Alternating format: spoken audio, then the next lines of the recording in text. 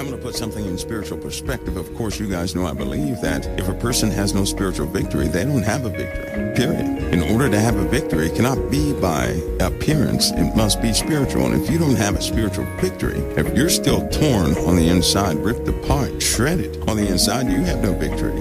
And places like this exist. We still read the actual Bible so that people can actually have that spiritual victory. The spiritual victory can only be had in the realm of truth, not in some New Age pacifist's ideology, but in the truth, that established word of Yeshua Mashiach, which is the word, right? And that is what we desire to follow. And you have to be somewhat stern in conversations like this because people are bending the word. They're trying to be all-inclusive, and we just simply can't do that. If my Lord was not inclusive, I will not be that way either. I'll stand firm with the word that's already written, that's already given, that the prophets already declared, that the apostles already carried out. I'll stand firm with that word. But this New Age stuff, these new ideologies, these words of incorporation, that goes into what they're trying to establish right before your eyes. Because you may not know this, but every single day, you know what you hear? The age of Aquarius is here. That's what you hear every single day. The New Age is here. The New Age is here. And we can't have the religious wars anymore.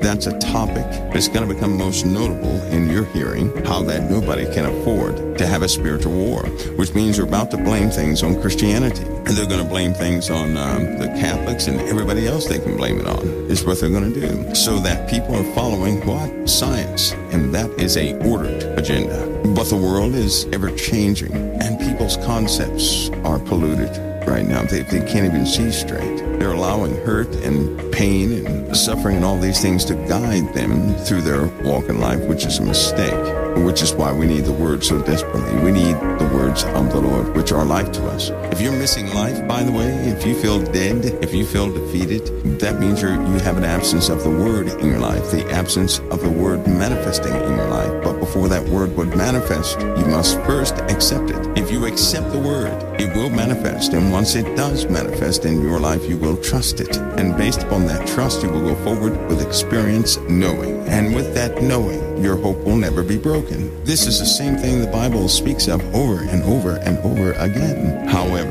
if you believe that your life is in the context of those who describe your life from the outside, you're going to be prone to somebody else's leadership. You're going to be prone to somebody else's words, to what they deem your life is. And indeed, you're going to declare somebody else's wish upon your own life. And in that case, you're in trouble if you do that. Listen, the Bible says, as a man thinketh, so is he. You know what that means? Whatever your mindset is, that's what your day turns out to be. Not whatever you say, but whatever your mindset is. The Bible says, as a man thinketh, so is he. Meaning, you are in control of a certain aspect of your life, that if you think, if you really do believe that all the rhetoric around you, this negativity about your life, you tend to believe that, you tend to contemplate and think about that, guess what you're doing? You're authorizing every spirit of negativity to work in your life. I want to show you how that works so you don't make that mistake, because this is where the spiritual realm becomes real. It's based upon principles that are founded in the words of Christ only. They're not founded in some of this esoteric nonsense that you hear in the world, but this is founded upon the word of the living God. And in this day and age, you got to be careful. There are spiritualists that will have you believe that somehow that you can communicate with entities and all this entity talk and ghost hunting stuff and blah, blah, blah, blah, blah. And the truth is, the more you allow this stuff to get into your system, the more it's going to change the concepts in your mind. You're going to start thinking of yourself differently, and you're going to act in accordance. How you're thinking is what you're allowing in. Listen, I'm going further. We're not talking about your speech. How you are thinking is what you're allowing in. Right now, you're opening doors. The question is, what doors are you opening? Suppose you're around, you're thinking, I wish that person would pay for what they did. You know what you're allowing to enter in? Through you, you become the doorway. Just by that one thought, you're in agreement with a bunch of spirits who seek to attack that person that you wished that upon. And because you're in agreement, because you're aligned with them, you're looking in the direction they are now looking, you become the door and they enter into this world through you. You'll be the one responsible for allowing death to enter in to get to that person or that person. Now, it doesn't matter if that person dies or not. The blood's still on your hands. How you think means everything. Don't don't ever be fooled by words. Listen, the Bible tells us something about speech, doesn't it? Let me clarify something in the Bible. When it says life or death is in the power of the tongue, right? Now, all of us know that scripture. Let me explain this to you well, because when you read that in context, you find out, your life and your death, you will speak or not speak. You can't do that to somebody else. You can sit up and speak death to me all day long, but God did not give you power over my life. You may speak doom of your own life. If you release death out of your lips towards somebody else, you just cursed your own life. If you speak life to an individual, God has saw fit to punish. You're acting in opposition to the word of the living God, and you just doomed your life. If you speak life to someone that your Father in heaven shows grace and mercy to, you will reap that life in your situation. Some of you have a situation right now you can't afford any more death. It's dying. And you know it's dying. But examine your own speech. And when I speak death, we're not talking about just mortal death. How many things have you agreed that a person should fail? How many people have you looked toward and agreed with thoughts in your mind, and you agreed to let failure reach that person? See, I'm different. When I see a person out there, most people will see a person do it. They say, well, I just hope they fail so they can move out of the way. I would never agree with that. Our Father does not work that way.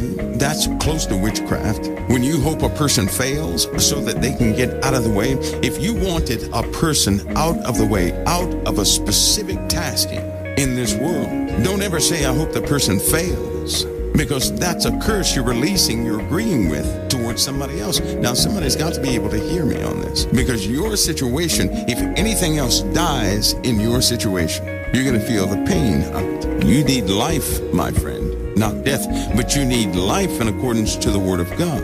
You don't need some voodoo life, some extension of your circumstances. You don't need that, because your circumstances are not full of life. And I'm telling you, it's a reflection of what you're thinking upon others, what you're allowing yourself to align with. You choose what you align with. If you agree to the death of anybody, you have agreed to your own death. You are of the race of humanity, and to agree to the doom of your brother is to agree with the doom of your own flesh. And I'm telling you right now, spiritually, you can be free. But by way of the flesh, you can have the curse of doom over your own life, because you agree with it over somebody else's life, not even knowing that you're family. We forget that we're family. You forget that each and every last one of you guys are related. So then to agree with the doom of your brother is to agree to your own doom. And that's why you're going to reap what you sow in that. And I'm telling you, it's of the mind. As a man thinketh, so is he. Why is that? Because as you align yourself with different forces and principalities that are already at work in people's lives, if you agree with it, it's coming back to you. See, I'm trying to help somebody. How many of you know what decay is? If you leave an apple and you leave it out for too long, it's going to eventually shrivel up. That's decay. It'll die. It'll degrade. The materials degrade. Do you know that the spirit of decay is very real? As soon as you begin to agree to the death of another, or the failure of another, or the doom of another, decay works not only in this realm anyway, but it also begins to work twice as much in your life. Now, the reflection of decay is in your flesh. It always has been. When Jesus heals, because he's full of life, why are they healed in the first place? Within Christ, Christ agrees with what? Life. By decree of the Father, he has dominion over death. But we know he stands for life. We know that he came that we may have life, and have life more abundantly. So we know he's primarily encompassed with life and aligns and agrees with life, because the word itself is life. When Jesus speaks over a person, him being in agreement with life for that individual, that's called redemption. Not death, but life. Redemption is life. When you agree with redemption, you agree with life. To redeem something means you say, okay, I know by all laws it should die, but I agree with life. And when you're looking at someone and you desire redemption upon someone, what you truly desire is that person live. And you align yourself with life, you know what happens to you? Life enters into you. Because when you desire the redemption of an individual, all of a sudden you're filled with life and energy. You're guided by way of the Holy Spirit into the Word. You're given phrases to say that you could not ordinarily put together. You're full of life, hopeful, and you go out on your mission because you're the first recipient of your own mind, what you align yourself with. And when you align yourself and you say, nope, I desire life upon that person, not death. When you do that, That is simply saying you desire that that person be fully redeemed, and you do not agree with death. And when you don't agree with death, you become full of life. Your conversation changes. Everything about you changes. You become a vessel of life. You guys know this, that your mindset changes once you agree to the salvation of another. Now listen, the opposite is true. If you look at a person and they have disgusted you so much that you say, I just hope this person goes away, all of a sudden you're aligning yourself with death. Who's the first person to receive of it? You are. As a man thinketh, so is he. And then once you agree to the death of another, you begin to fight things. That's when people say, Satan is attacking me. Have you noticed something, guys, that when you are looking for life in another person, all of a sudden Satan can't get to you. He tries and he tries and he tries to throw something at you, and you're so full of life that death no longer matters. Because in so doing, guess what? Jesus conquered the grave, didn't he? So if you align yourself with life, when you desire the salvation of another, if somebody were to come up to you and say, you're going to die, you would look at the person and say, okay, whatever you believe, I need to operate over here. You wouldn't even pay death attention. It is the funniest thing. You're so focused on life that you become shielded by life. When you align yourself, when you agree with the Messiah, you are in the Messiah, and he is within you. And when you do that, that's when you operate in accordance with the Messiah, in most cases, without even realizing it. Before you actually read the instructions, you've been operating by the instructions when you agree with the life of somebody, not the death of somebody. But here's where it becomes distasteful. We think about Christ, and all of a sudden, our mindset wants to be better. We want to think differently like Christ, because we know that he's interested in the redemption of this world, and so is the Father. So he's not interested in what most people are interested into. He's interested into the redemption of this world. With politics, as soon as you start thinking about politics, something else is in control. Something else has inserted itself to cause you to desire the death of an entire people. You begin to agree with the death of a party, whatever party you're on. You begin to agree to the death of another party. And you know what happens? You become militant. You become hostile. Why? Because now you're within the realm of death and can be touched by it. Now you feel you have to defend yourself, that everybody's out to get you. Now you become paranoid. Why? Because you just agreed with the death of something or somebody, and death is now right at your door. And you have something to protect from death. You have nothing to protect from life, but you have everything to protect from death. And it causes you to go through a physical change. You don't believe that? Just look at politicians. You tell me they look normal. It's just like when you're angry, you can gain energy, but it's negative energy. That means you're being charged up by hate and death, the death of another, something like that. But when you operate by love, you gain a supernatural power. You're driven by love, by life, by hope, by all the good qualities and attributes of our Lord. You're driven by them. Opposite that, you're driven by hate. You're driven by jealousy. You're driven by strife and envy and all these other attributes that the Lord said we are not to have. We war amongst one another because we're full of that in the first place, and all of it stems from what we agree with. Politics, being of the world, because it certainly is not of the heavens, is a spiritual tool that engages humanity and causes them to hope for the death of any opposition. And they call that healthy.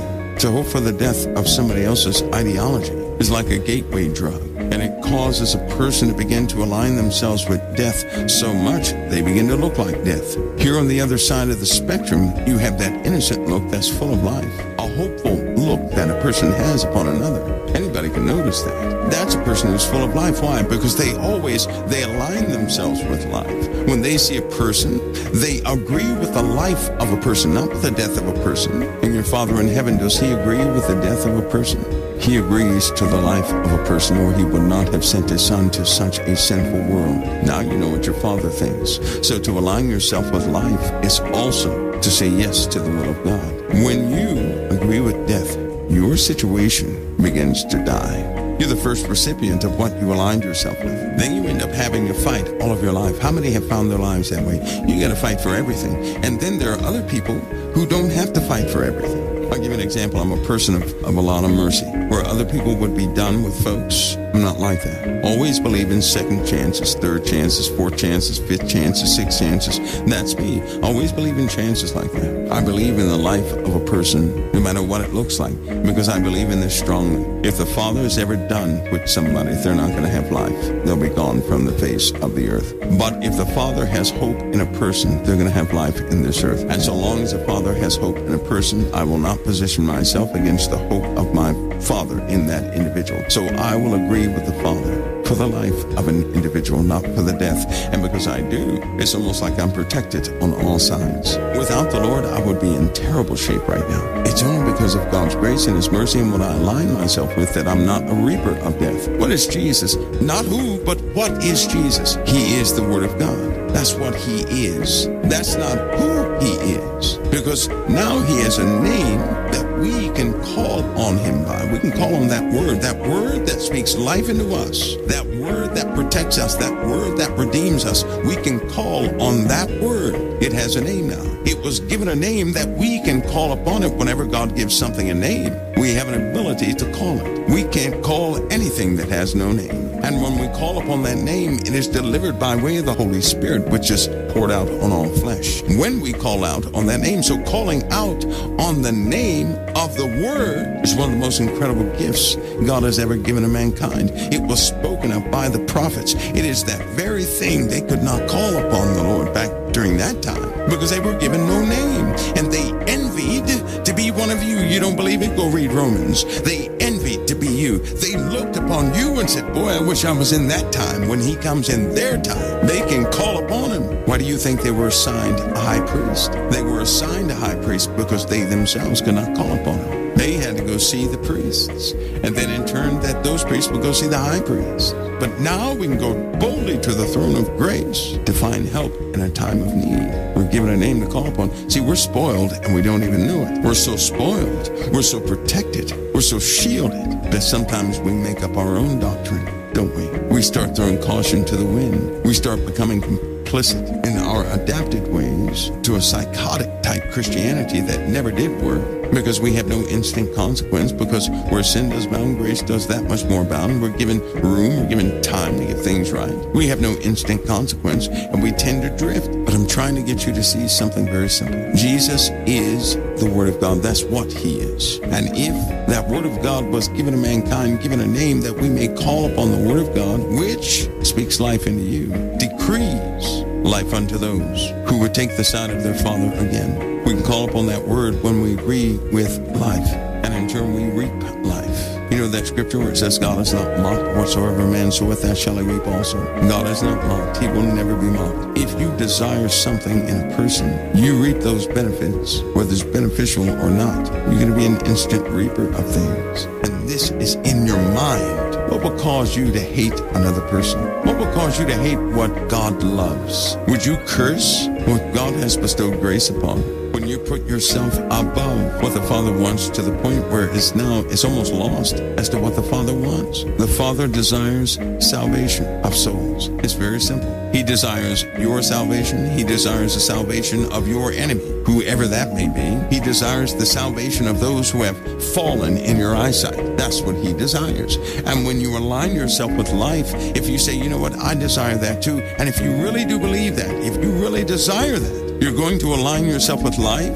You'll be the first beneficiary of that life you agreed with, because now you're in Christ. But if you agree with death, you become a doorway for death, and you're the first victim, because things in your life will begin to die. You'll have to fight to keep things. How many have to fight to keep things? See, with the Lord, you don't have to fight to keep anything. That's one of His principles. If you have to fight to keep something, that means it's trying to get away from you when you have to fight to keep it. It sounds poetic, doesn't it? Oh, I'll fight to keep so-and-so. It sounds poetic. Too bad that's not one of the principles of the living God, because if something truly belongs to you, no one can take it away. And why am I going in this direction?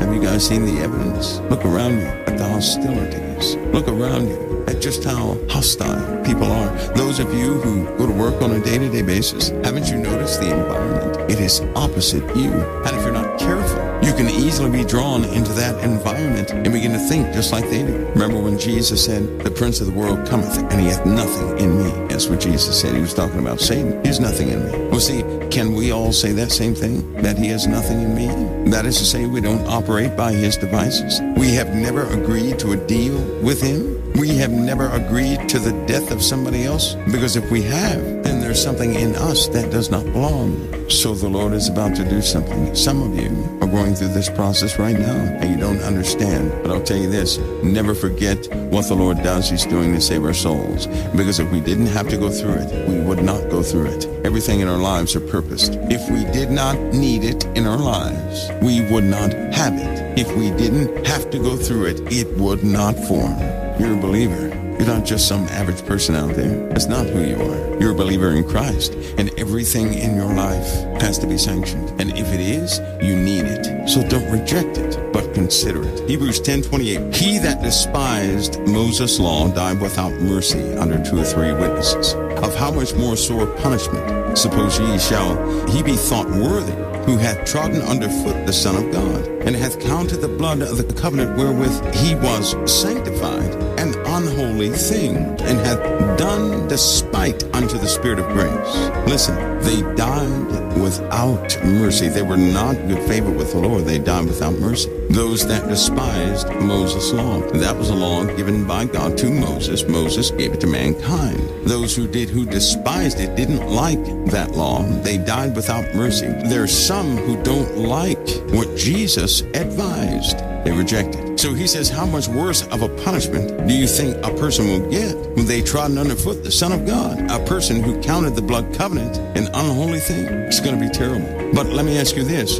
Have we ever done that? Have we ever trodden underfoot the words of Jesus of Nazareth? His word that was given to mankind for salvation. Have you ever done that? If you look closely at your life, the moment you agreed to the death of another, you did it. Jesus died for everyone. And do you know what we did? We hoped for the death of an individual. Doesn't matter who, doesn't matter what they did. If they're on this earth, we know that they're here for the purpose of redemption, and we agreed to the death of them. Are they evil? Yes, people can be evil. So were some of us. The Bible says we were once children of wrath, children of death. Jesus bought us from the grave, and he brought us right into life. We were doomed. We were the very ones we point our fingers towards. And by wishing or hoping for the demise of another, for the death of another, saying, Lord, just pay them back. We were hoping that the Lord's punishment be upon somebody that he was showing mercy and grace to. So yes, we did do this, but he does not want us to die without mercy. So he has extenuated this time that we live in. He has lengthened the days. He has not come back yet. Because if he would have come back years ago, how many of us would have been doomed? See, times are just now changing, where the entire world is receiving a word all in the same hour. Do you know that? This has never happened before. But now it's beginning, things are so synchronized right now that the same word you have is the same word somebody else receives in the same hour. This is the first time it has ever happened, and that's largely due to social media. All things are purposed. He does not want us doomed, but he wants us fully redeemed. He has graced us to still be alive, that we not die without mercy. This entire talk is a realization of a truth about us, not about something external, but about something internal, to get us back in those right spots where we're supposed to be, no longer hoping for the death of somebody else. Because if I were to hope for your demise, that is not being in agreement with the blood of the covenant. If I'm in agreement with your demise, your death, you know what I'm asking the Lord? To remove his sacrifice from your life. And I don't agree with it. You think about that. That's precisely what that is. Because how can we hope to be forgiven? Lord, forgive us for our detestable things, yet we point at another person and say, Lord, get them for their detestable things. Wouldn't that be the heart of a hypocrite? And the Lord does not want us to die hypocrites. See, he does not want us to perish in our state of being before we are secure. Why do you think your life continues to go on? But many people are uncomfortable. I know you're uncomfortable. I thank God for being uncomfortable. I don't know about you. You complain all you want. I will not. Lord, make me uncomfortable, because it's a reminder that I have to get some things right.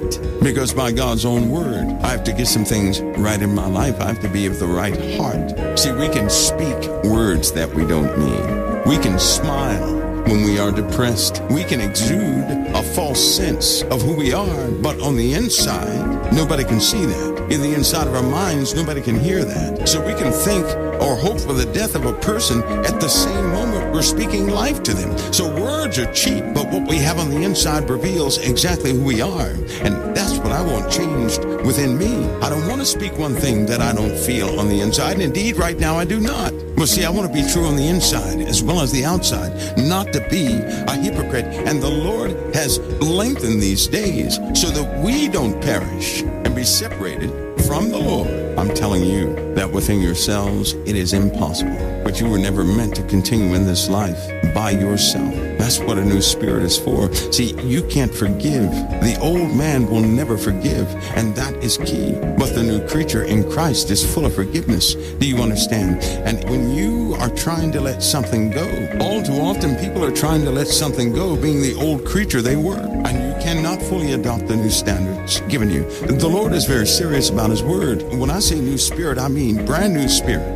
A spirit that is unfamiliar with vengeance. A spirit that wants nothing to do with vengeance. Vengeance is in the heart of the old creature, not the new. There's a difference between the new and the old. Does that mean you're doomed? No, you're in transition. That new creature operates by spiritual truth, the real truth. The old creature operates by its environment. It is formed by what it's been exposed to. It is a product of society. The new creature in Christ is born of the Lord. It is not a product of this world. You can never overcome being that old man. It's not going to happen. The old man is meant to die. It dies with Christ. The new is different. And if you don't become the new creature in Christ, there's no way you can fulfill anything of the Lord. It was never meant for the old man to fulfill anything of the Lord. Do you know Jesus spoke about that? It was never meant for the old man to be redeemed. It is only meant for the new man to be fully. That is redemption, to become that new man, by the way. Do you guys know that? See, they talked about this, the disciples did, and they simply said, those things are impossible when it's just you in the flesh. But with Christ, all things are possible. Don't we remember that? And that statement with Christ doesn't mean you go and read the Bible. It means to have your spirit born again, to become that new creature in Christ. To as many as believe upon His name has He given and become sons of God. That is a direct creation sent from the living God without all the hang-ups of the old creature. So the question really is this: are you willing to become the new creature in Christ? Power is in the new creature. The Holy Spirit is never given to the old man. And if the Holy Spirit is never given to the old man, it does not have strength to do all the forgiveness it needs to do. The part of the new creature is in your ability to have a desire to forgive. Do you know that? The full act of forgiveness is completed within that new creature, not the old. Some people have not become the new. Now the Lord says this: man does not make you a new creature. Nobody can have a ceremony to make you a new creature. It is like the wind. No one knows where it comes from or where it goes. So is one that is born of the Spirit. That means that's in God's control. So then a person becomes that new spirit, that new spiritual creature on earth by God's decree, by nobody else's. No one can dictate who is born again of the Spirit. Nobody can dictate that. So how does it begin? When you have a heart. When you have that desire, you just expressed. See, to have that desire, to say, man, I'm having a problem because I was abused and despitefully used, and I'm having a problem forgiving. Lord, help me. That's where it begins. You'll always find things that they're impossible for the old man to ever overcome. But that's where it begins. You have a desire to get beyond it. That's a sincere desire. You see, it's in the way. You will never complete that yourself. The Lord will complete that, and then you'll say, glory be to God, because He got me through this, and you'll have the same story everybody else did. You'll tell somebody the Lord got me through this. They'll say, how? You'll say, well, I can read you the scripture, but you're going to have to live through this one. You're going to have to experience this, because there's no true way to communicate this. It's been communicated, and it can't be understood. You're going to have to live through it. But I'll tell you what, it begins with a sincerity of a full acceptance of Christ. See, if you desire Christ enough, you're going to start rejecting your own heart that is against certain things that the Lord has decreed. In other words, you're going to find things within yourself. You're going to say, nope, that's against my Lord. I don't want that in my life. You're going to pray about it. To make that request means it's on your heart. That's where it begins. That's the beginning of the new creature, is the acknowledgement of the old. So long as the person's saying, oh, I'm okay, and they're really not, they're protecting the old creature. so they keep all the old ways. But as soon as you start saying, I can't put up with this is separating me from my Lord. I know it is, but I have to be truthful. My heart is still against this person.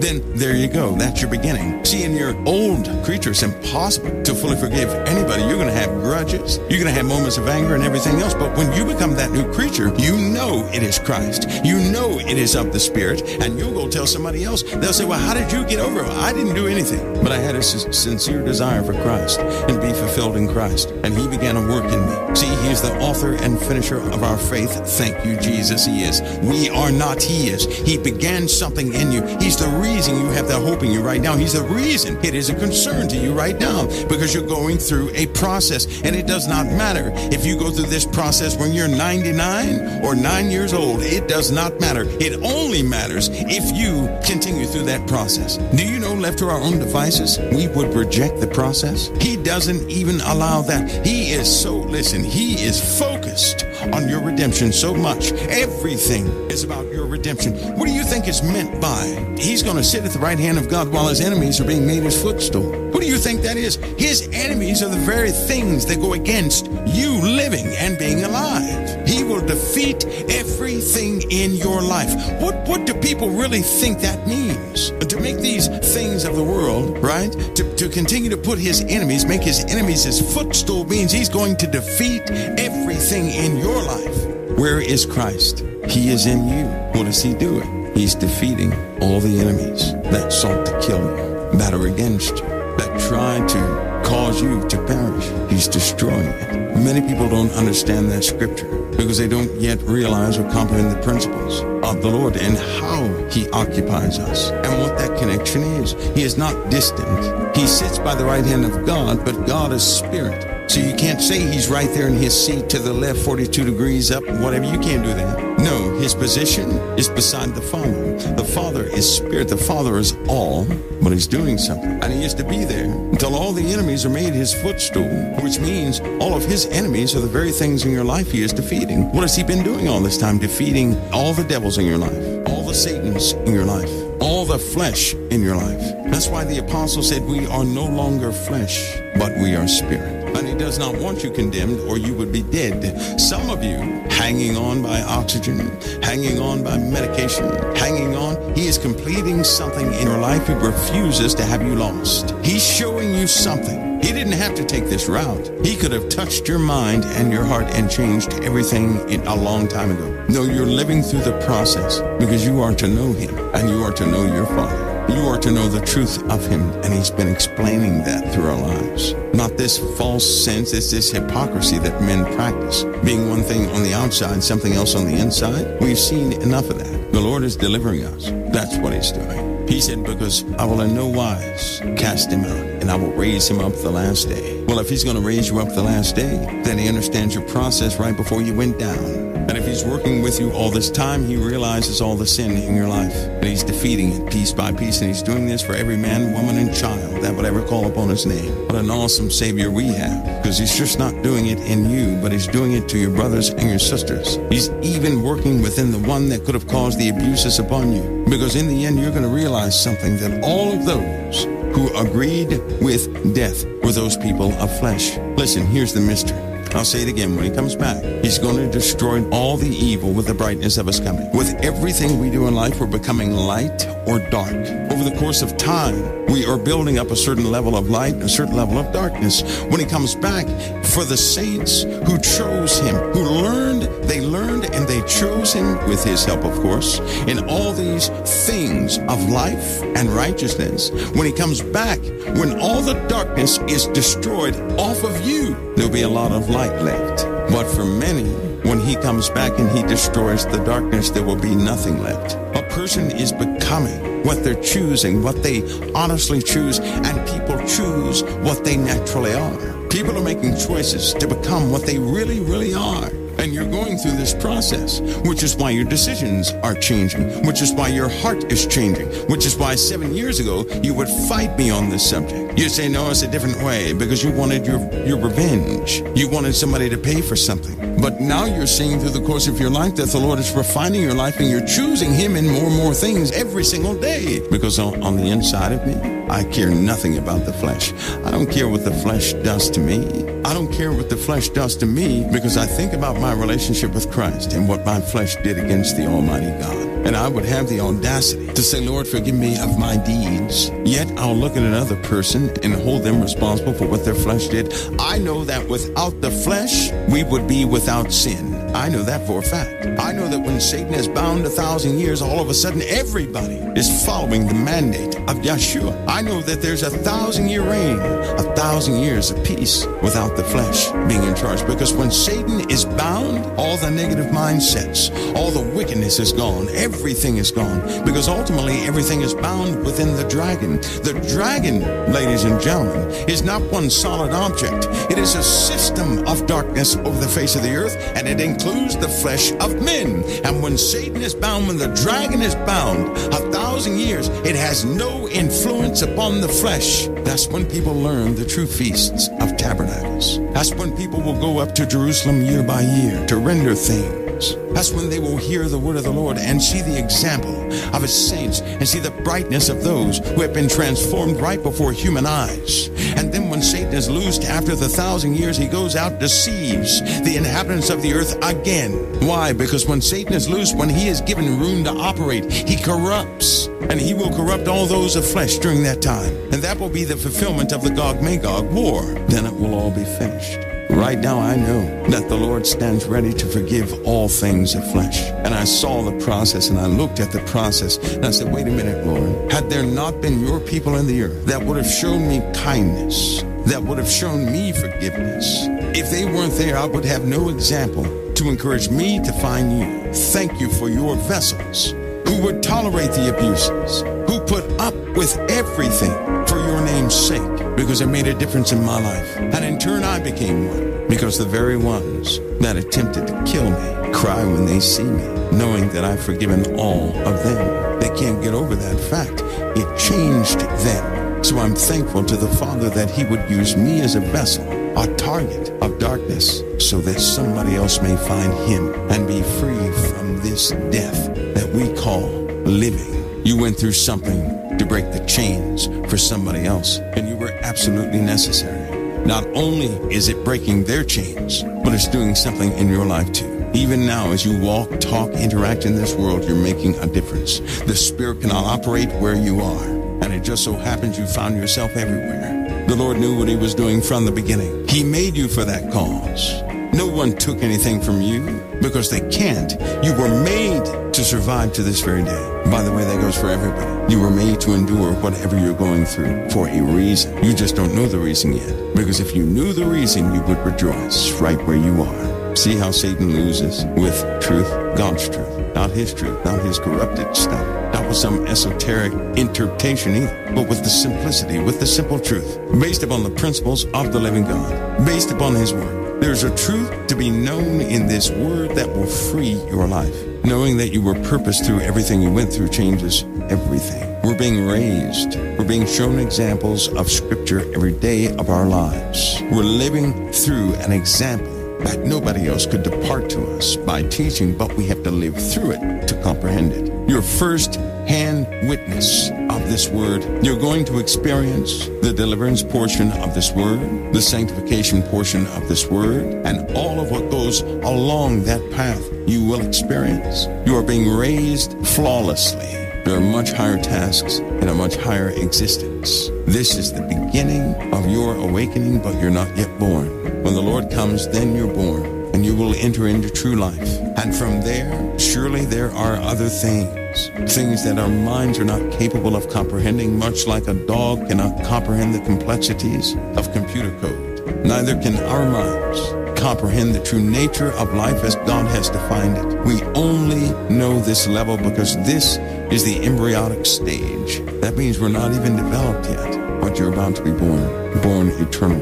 And if you're eternal, then you know that your life experiences, the corrective ones, have begun here. How hard is it for a baby who lives inside a fluid to develop where they can exist inside of that fluid? God created the human body with a story in it. Even the story of birth is biblical. And every trimester of a child and its development, the principles are in this Bible, even to the moment of birth and even to crying, even to the shouting and the yelling is all the Word of God. And we're going through this process, which is why deliverance is closely aligned with the process of birth, because a true birth is about to take place. We just don't know how many elements are involved, but we're still in the womb. Your identity and everything is held within the hands of your Savior. Your identity man gave you, that's for the womb, but you're about to be born into real world, a real life, a real existence. Not this place. This place is strictly for development, just like the womb is strictly for development. You have a controlled environment, we do. You have massive limitations, we do. It's pretty cramped. It is. You're not in control of all these different aspects, nor is an embryo, but they are developing vital functions that will serve them in their life outside of the womb, because they have to transition from living, being fed everything, being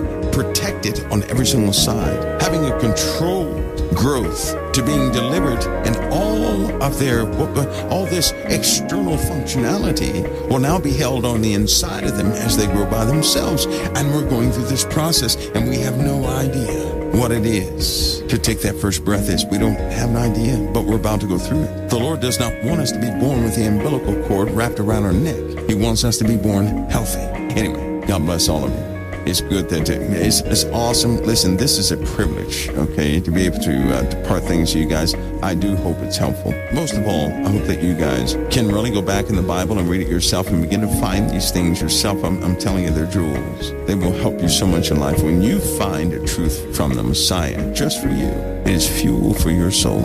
And I pray that you find them. I pray that you can see them, that you study your word. I encourage all of you to read the word always. Always, always, always. But you're meant to be redeemed. You're purposed for salvation. The Lord is not going to be satisfied until you're delivered. He began this process in you. Him, the author, he will be the finisher of your faith. We won't be, he will be. He will finish what he began in us. The Bible says he will finish the work he started in us.